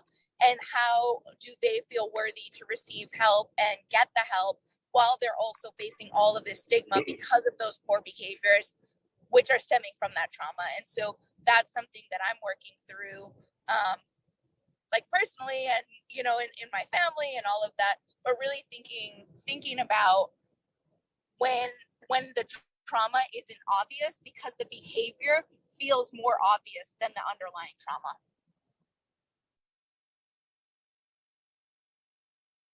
That was great. That was really well put and really important, right? Like, I know when I have my parenting fails are like when I'm not doing well, right? And I can't help but mess with, like, if I'm a mess, like, it's impacting my kid, whether I'd like it or not. And we do have, one of the things that just kind of blows my mind is how much we always do, we want to do blaming. And we want to put blame where, a lot of times we put blame where it does not rightfully go. But right out of the gate, we want to blame. And I think it's part of that whole, we can't face the idea that bad things just could happen. So we want to really say, like, it's this person's fault. And that is super destructive. It really does create barriers to people getting help. I think there's also, one of the things Kelsey was saying made me think about the idea that that thing about victimization in our culture, right? For some reason, people think if you're victimized, you get some special prize and some green lights, and you get all these great passes. Like, well, absolutely, right? Like, that's not the case. They think there's all these benefits to being victimized somehow. I don't know where that idea, those are people that have never been victimized that think there's benefits to it. But that does, if you could tell me where those are, I want to be first in line, Amy. Please just let me know where they are. Right? 100% people, like, they think like, oh, you've been you're a victim. So you like, oh, well, people never want to look either at the ways that, and we all want to say how we're victims. We never want to look at the ways we have perpetuated harm. And if we don't, we're going to keep perpetuating harm. I agree. I don't like to look at the ways that I've screwed up my kid. That's painful. Yuck. But if I can't look at it, I've done so much like training around racism and anti-racism work. And whenever you talk about racism, people want to talk about where they've been hurt, right? Like, okay, I agree. If you're gay, lesbian, bisexual, transgender, you've been harmed too, but not because of your race. You know, like, somehow we have this, we think that there's some prize for being harmed, and there just isn't. Tara, please. I want to say, Amy, I think on that, it's almost like it's a competition. Who's been victimized more? And I can one up you. And you know, I can sit here and tell you my whole story. I told you a small piece of it. I promise you there are many other things that happened in between. But it's not to make you feel bad for me. You know what? I'm here. I'm surviving. I'm standing. I'm living the best life I can today. Tomorrow might be a different story, but today is good. I'm in no competition with anybody but myself. That is it. And everybody has to kind of get there. Trauma is not a competition. Like, you don't win because you have more trauma than somebody else. So, well, like, right, comparing whose pain is greater never gets to something good. Like, we need to validate that pain is pain. We stop minimizing people's harm because right? Like, Narissa, I saw you had your hand up. You came on for a minute, so I'm hoping you're ready to come back. Yes. Bestie. Hi everyone. I'm Narissa and I work for Worcester ACTS, Worcester Addresses Childhood Trauma. I'm the community health worker, resilience navigator. And there were just so many things that we talked about that really like touched me to my soul. You know, I too, you know, am a survivor of so many different traumas. We don't even have enough time to get into it. But when I initially started out in the field, when I first became a student at Becker College, I wanted to take psychology because I wanted to know what was wrong with me and my family. I knew that, you know, it was my family. I could tell at an early age, actually single digits, that I was a high functioning person in my family. So yes, that sounds great to be a high functioning person, but it can also be exhausting, especially as a child, if you're the high functioning one. But anyways, we'll fast forward, and I wanted to talk about something that people haven't really mentioned. So we talk about learning about ourselves, right? Because hurt people, right? Someone mentioned that. But if you can identify, I think just admitting and accepting that you are damaged or that there's something wrong, that's already a good sign. So if you're like me, and I consider myself like a student, a lifetime student, I'm always looking to better myself. I'm always looking to do research and try out different methods. I'm very aware that the old ways of dealing with a lot of things have not worked. The way we deal with, like we said, like racism, domestic violence, homelessness, a lot of it, there is like one thing that's a common factor. It's trauma. And the earlier you can work on these issues, the better off you'll be. So I continue to make it my life, like homework assignment, to keep working to try to help myself, to try to help those around me, because hurt people who hurt people, they don't want to hurt people. I know I don't want to hurt people. I want to break generational traumas that are affecting, you know, that continue to affect us. But one thing I wanted to mention is people have to know, like someone talked about their culture, right? Their background. And obviously I'm a person of color, and it's true with what they say, like what happens in your house stays in your house, or, you know, you don't snitch, this, that, and the other thing. But one thing that I, after experiencing a lot of trauma and the loss of 2 children, I just decided at a point in my life that I was so miserable and I was so unhappy, that I gave myself a pass. I came up with a list. I'm a checklist oriented person, and I put down a list of things I didn't like about myself. And I also, at the end of the list, told myself what I could change about myself to make me love me again. I had lost me. And I decided to disassociate myself with the majority of my family and just kind of cut friends loose and focus on my health, my family, my education, my career. And, you know, since then, everything in my life improved. It's okay to cut out toxic people from your life. Just because someone's related to you, it doesn't give them the right to continuously be a negative factor in you and your children's life or to bring you down. Once I gave myself permission to let them go, I really excelled. And I'm not even like bragging or tooting my own horn. I really just changed as a person. I grew into the woman I want to be. And this happened when I was about 30, 32.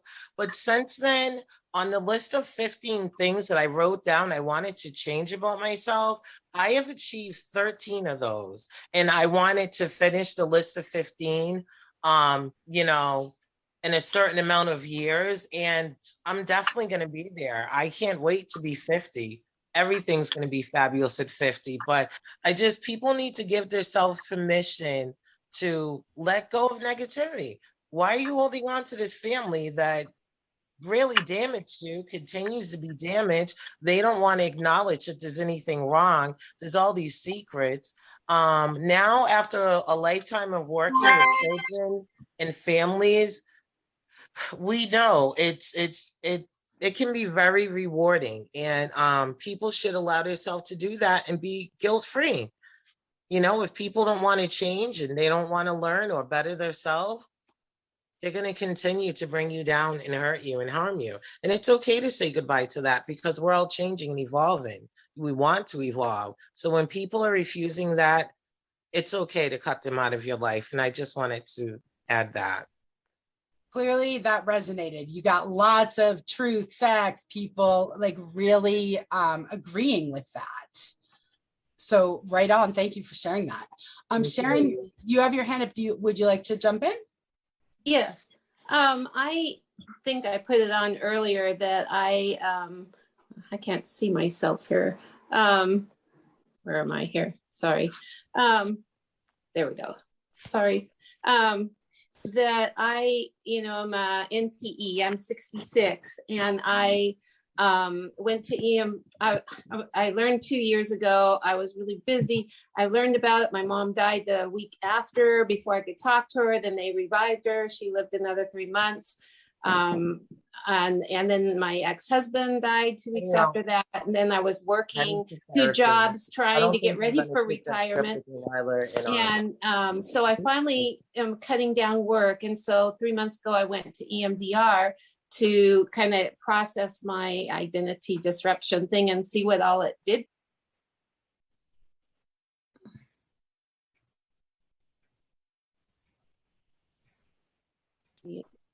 Can you hear me?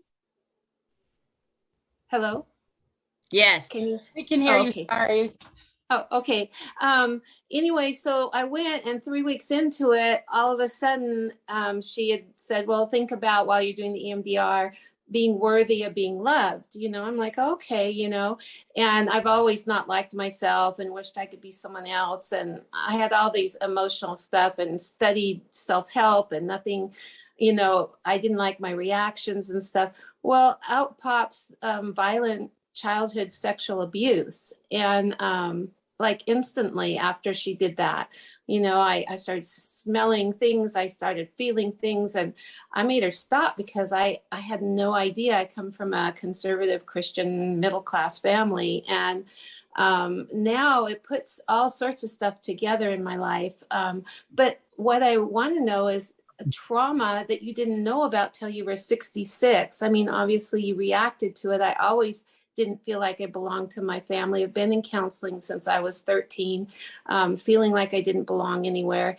And I think different than my family. I kind of look different than my family. So I had all those things, and the sexual abuse stuff, like when you talk about the shame and not liking yourself, and it's got to be your fault.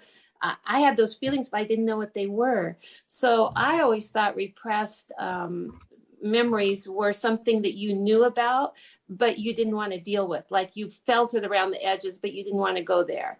I have absolutely no clue. I mean, this was a shock to me.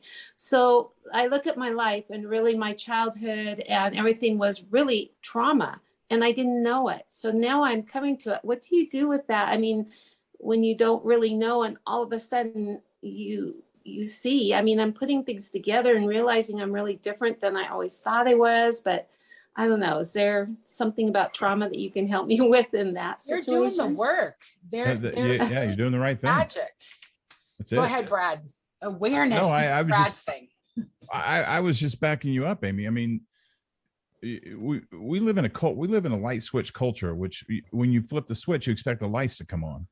we have electric stove. We don't have to build a fire and wait for it to heat up. So we think that there should be fireworks and explosions and, you're opening a trunk. Oh, there's my trauma. And it doesn't work that way.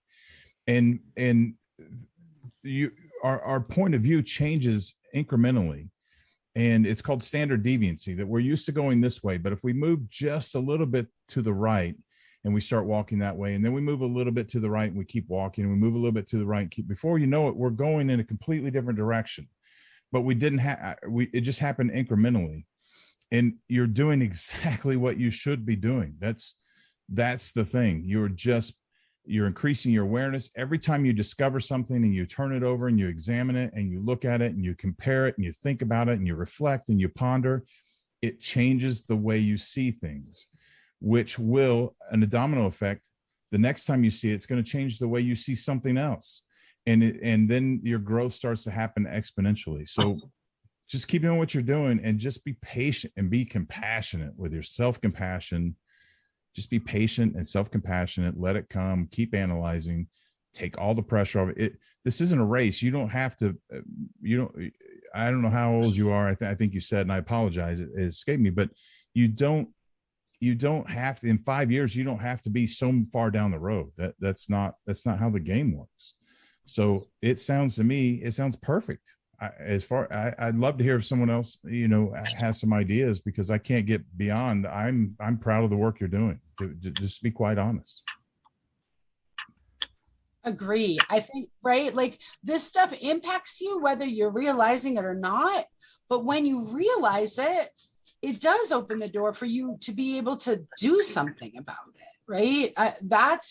I've taught mental health at the college level for decades.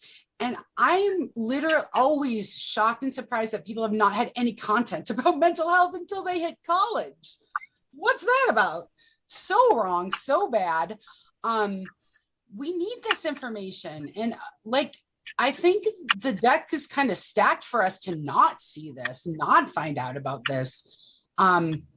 It is, as everyone has said, you are doing the exact right thing. And I'm so glad that you found some help that was able to get to what some of the root causes are, right?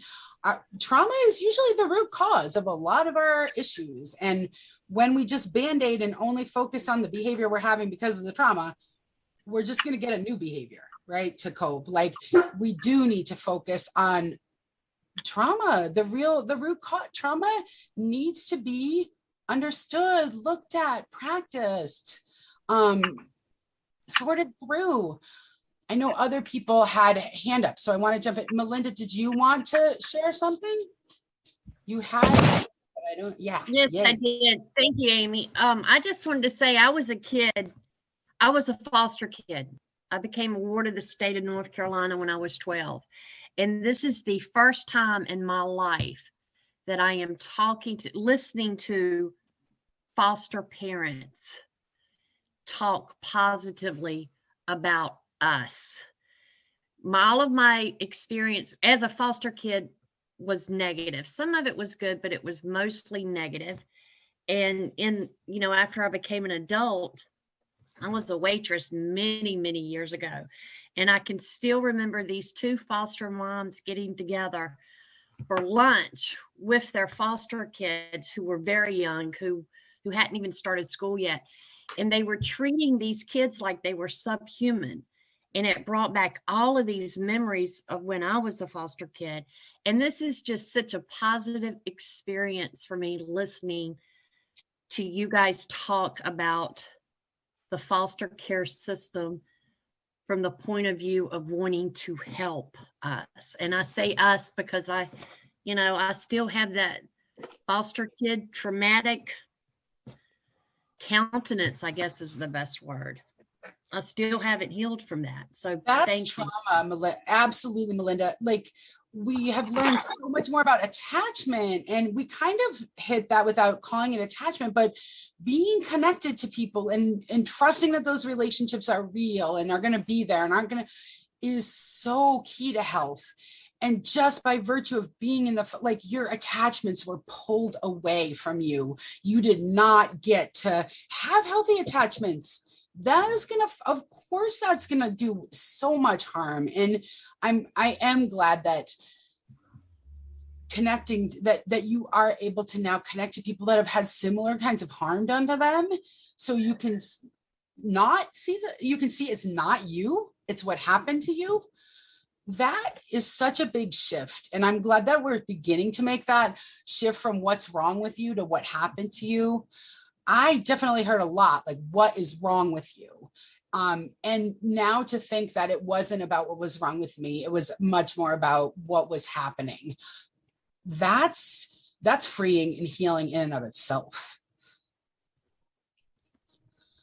We are coming just up on 2 o'clock. If anyone else wants to John has his hand jump up. in, please. Yeah, I just wanted to add on to sort of, let's focus on what is right with us, right? And building resilience. And so one of the ways to do that is to develop a personal interest or a skill to build what psychologists call self-efficacy, right? That we can, it doesn't even matter what the skill is or interest. I mean, that's why it's so important to encourage a child to develop an interest in almost anything, like Star Wars, or, you know, putting popsicle sticks together, or it doesn't really matter what that skill is. If someone can develop a little skill and build on that, that shows us personally that we have some value, that we can build on that. And that gives us that sense of what? It's building resilience, really, is what it is. I can do this, right? So it doesn't really matter. I remember going to an art fair once, and I met this woman who learned as a little girl how to weave little twigs together in order to make a shape, right? Now, she did this all her life, and then she was in this sort of art fair where she had these huge creations made from these little twigs, and she was getting thousands of dollars for them because people could see the value in that. Because as a little girl, she learned how to weave these little twigs, right? And she spent a lifetime learning and building on that skill. And I think people can see the value in almost any skill. And she was getting a lot of money for these little things. Well, actually, she developed the skills into something very big. So it doesn't really matter what the skill is. If you can encourage somebody to take whatever they know and develop, it could be like watching movies.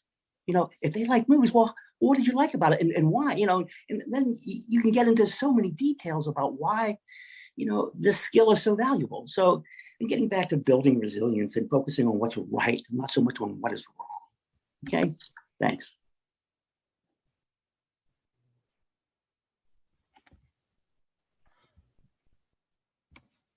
Can I just say one more thing? If I had a dream, if I could tell every foster parent to do this the very first day they get the foster child, to write down everything that you know has gone wrong in that child's life. And if you don't know a lot, that's also trauma, right? Because DCF has not told you anything. But if you write down everything that you know has gone wrong, including the removal, and unpack that invisible suitcase, you cannot not have empathy going forward. You can't, it's impossible. So every foster child that comes into my house, if they can sit down with me, they do. And if they can't, I try to really get on the person dropping them off. I want to know everything from, you know, as much as you know. Even if all you know is how the removal went, right? If we start at that base of that trauma, it's impossible to go forward and expect them to be okay, even if all you know is that they were removed from their home. Thank you. Trauma can really make you feel like you don't have hope and you don't have value, and it takes up so much. It can become your whole identity. And it is, I love that John wanted to make sure we talk about resilience, right? We've been doing vision boarding stuff, and it's been so exciting to see people that have experienced so much trauma think about positive futures for themselves, think about the things they want in the world, the things like one of the diagnostic criteria of post-traumatic stress disorder is a sense of losing hope. So yeah, whatever brings you hope and a sense of value and connection and being cared about, do more of that. I don't know, Brad, if you want to jump in. Irene, I saw you. Anyone else who wants to share some thoughts before we conclude? And again, we always record these. We send out information about how to see the recording and to share the recording. And we really hope you do. There's nothing more powerful than hearing that your experience is similar to other people's experiences, and you can see they're not valueless. So maybe you can see your own value. The more we hear this, the better. Yeah, Sharon, I don't remember all of the things, and that was really good content too. So we'll do what we can to make sure people can get those resources. I'll try to post them on our Facebook. Thank you. Anyone want to say anything before we go? I would love to. So I just wanted to say thank you so much for this conversation. It's dope. I love unpacking the junk, right? We all get to live. We get to live 100% of the time. I believe that when the trauma shows up, it's because we're ready to deal with that trauma. So whether you're 66 or 12 or 6 or 10, whatever age you are, it's because you're ready to unpack that shit and let it go. You're ready to move forward. You're ready to shift. And then also for the foster care, every foster kid I ever had, I loved like my own. And I think it's because of my own experience of not being a child and always being a caretaker at one, that all I wanted to do was be a nun and have children that were abandoned or rejected or didn't have a home, right? So I can love them and they can be a child in my house independent of their trauma. So while they were here, we loved them. And they used to give me the most challenging youth, right? And so what? You know what? I got you. And I would never abandon them, even if they put shit all over my walls, even if they did crazy stuff, because you know what? I said, if that was my child, would I abandon them? Would I reject them? Would I put them back in the system? And so I think that, you know, that's why I fought so hard. I just love to love. I'm the biggest cheerleader, and we all get to live free from our junk and our trauma. We get to choose to live.